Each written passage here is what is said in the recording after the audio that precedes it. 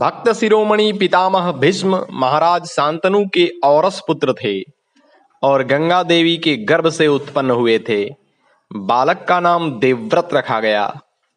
दासराज के द्वारा पालित सत्यवती पर मोहित हुए धर्मशील राजा शांतनु को विषाद युक्त देखकर युक्ति से देवव्रत ने मंत्रियों द्वारा पिता के दुख का कारण जान लिया और पिता की प्रसन्नता के लिए सत्यवती के धर्मपिता दासराज के पास जाकर उसके इच्छानुसार राज सिंहासन पर न बैठने और आजीवन ब्रह्मचर्य पालने की कठिन प्रतिज्ञा करके पिता का सत्यवती के साथ विवाह करवा दिया।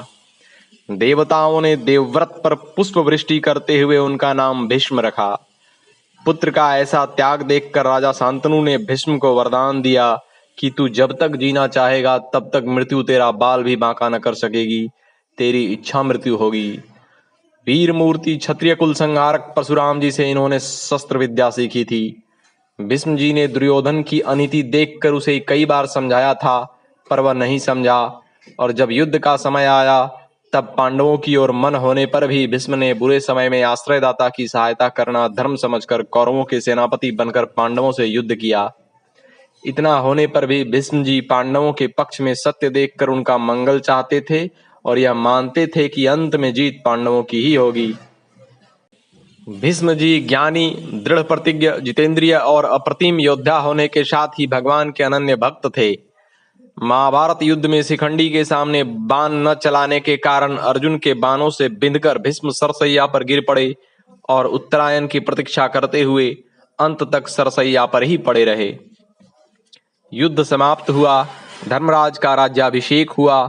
एक दिन युधिष्ठिर भगवान श्री कृष्ण के पास गए तो देखा कि भगवान ध्यानमग्न हैं।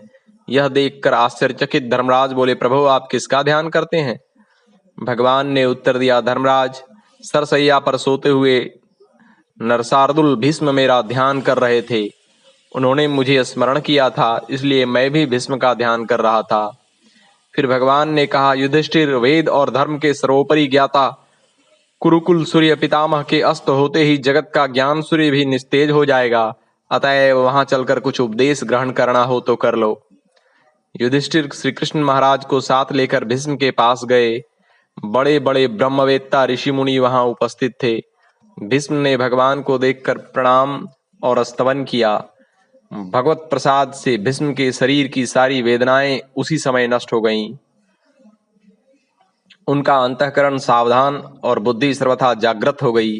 उन्होंने युधिष्ठिर को धर्म के सब अंगों का पूरी तरह उपदेश दिया और उनके शोक संतप्त हृदय को शांत कर दिया। ओम।